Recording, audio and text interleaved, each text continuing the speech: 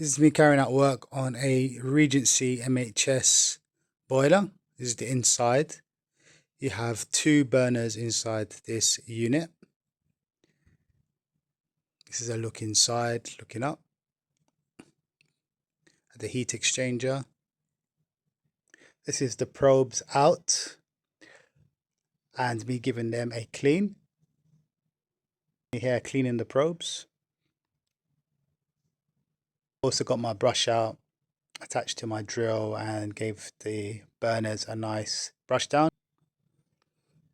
Ensure that you wear a mask when with all this dust going around.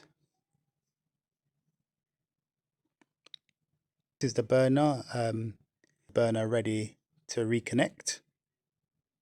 So here you can see it. Gasket in place. Down here you have the ignition and detection probes, and you've got the pilot tube there,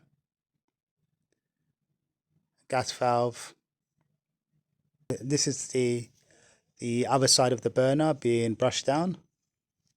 So it's got two burners inside this boiler.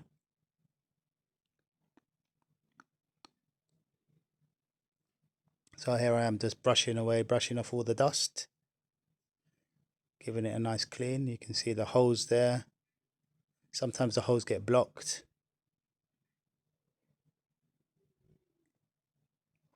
And this is the model. So it's an Mhs Regency 4/220 Modulex. You can see the heat input there. Heat input gross 270.6 kilowatts.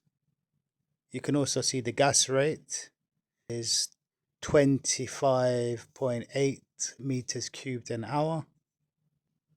This particular boiler was installed in 2005, so that makes it 17 years old.